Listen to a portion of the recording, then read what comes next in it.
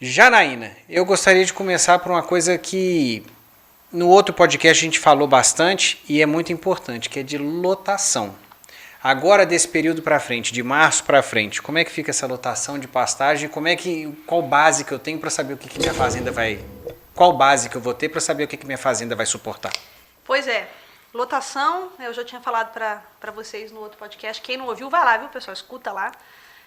A taxa de lotação sozinha, ela serve como balizador, mas ela não é um índice zootécnico que vai me dar realmente a fotografia da fazenda.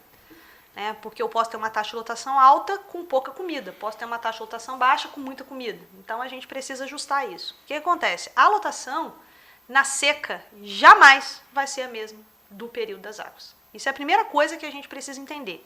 Se a gente insistir em manter a mesma lotação no período da seca que a gente tinha no período das águas, nós vamos ter problemas sérios com degradação dos nossos pastos.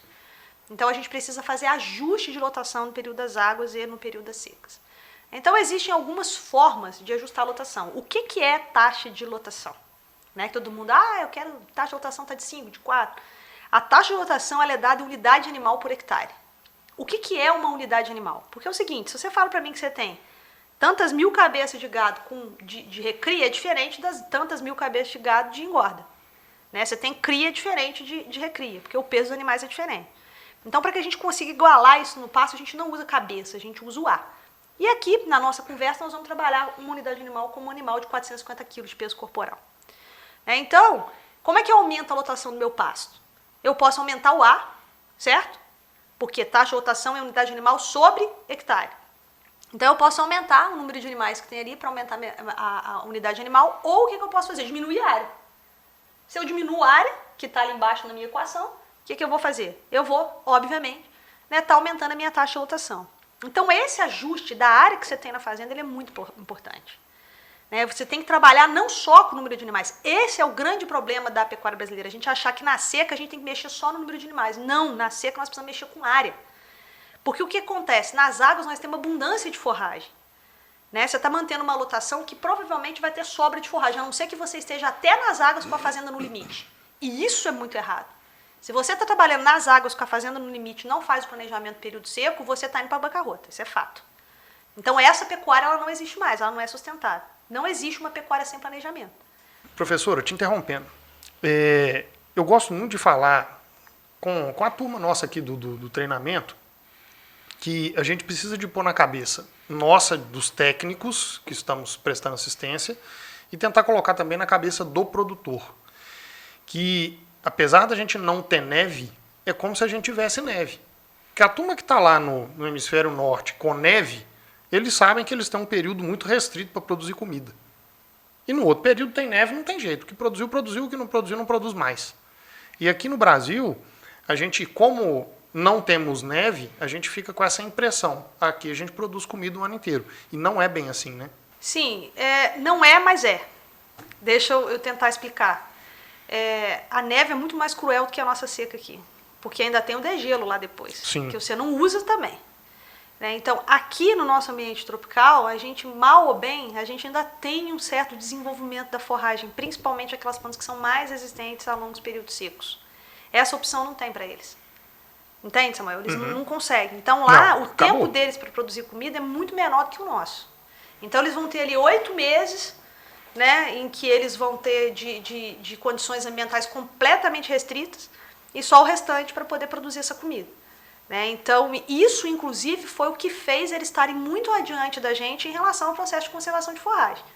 Embora a gente tenha muitas pesquisas, a gente tenha grupos fantásticos trabalhando com pesquisa na área de conservação de forragem, aqui mesmo na UFLA. A gente tem o professor Thiago Bernardes aqui, que é uma sumidade nesse assunto, o professor Núcio lá na Exalc, que tem trabalhado com isso. O Brasil se desponta muito com relação à conservação de forragens. Eles há muito mais tempo do que a gente utilizam, porque a situação para eles é muito mais complexa do que para a gente. Isso que nós vamos falar aqui hoje, por exemplo, não é para a gente fazer a conservação, porque a gente está partindo do princípio, principalmente para o produtor de leite, que isso já está acontecendo. A bovinocultura no Brasil, ela não consegue rodar na mesma eficiência na água na seca. Mas a gente ainda consegue ter uma porcentagem maior do que o pessoal que está lá na neve. E sim, a situação ela é muito parecida. Nós vamos ter um período de escassez. Acabou o assunto, isso é fato. Isso a gente não tem como mudar. E detalhe, A cada ano esse período de escassez tem ficado mais longo. Né? E o que tem acontecido também? Os períodos chuvosos estão ficando cada vez mais apertados. Eu já vi o que tem acontecido, né? O que aconteceu agora recentemente em várias localidades no estado de Minas Gerais, em que a gente teve aí calamidades, rios transbordando e tudo mais. Né? Isso é um processo natural climático. Então, ô Samuel, a minha compreensão desse processo é o seguinte: nós somos um país, e a história do um abençoado por Deus é verdade. Nós somos um país, né, de dimensão continental. A gente está falando especificamente do bioma qual nós estamos inseridos aqui, né? Nós estamos falando de Brasil Central, mas nós vamos ter, por exemplo, o norte do Brasil, que tem chuvas com precipitações altíssimas. Né? Nós vamos ter o sul do Brasil, que tem um regime de chuva diferente do nosso, o nordeste, que vai ter um regime de chuva que, além de ser pouca, é mal distribuído, então concentra num período menor de tempo. Então a seca para eles lá é muito maior. Né? Então, o que a gente precisa fazer para resolver esse problema? Tem que aprender a lidar com a seca, porque ela existe. Assim como os caras há muito tempo já aprenderam a lidar com neve. Então, a seca, todo ano, ela surge, cada ano vai estar maior, e é essencial que a gente aprenda a lidar com esse intempérie. Né? Então, a gente tem algumas estratégias que a gente utiliza para poder trabalhar na seca. O livro, né, não sei quem já conhece, a gente tem um livro que foi recentemente publicado, né, que é justamente assim: todo ano tem seca. Você está preparado? Esse é o título do livro. Todo ano tem seca. Você está preparado? Estratégias, né, para a utilização do pasto no período seco do ano. E é única e exclusivamente, Samuel, uso do pasto, tá? Sem manter a mesma lotação como a gente já conversou. Mas é possível que a gente ainda mantenha alguma atividade pastoril no período seco, que os caras não conseguem fazer no período de neve. Então eles vão lá, guardam, confinam, né? A gente ainda consegue manter alguma atividade pastoril dos nossos animais durante o nosso período seco, durante o nosso período de escassez. Porque a gente tem algumas estratégias das quais nós vamos falar aqui, né?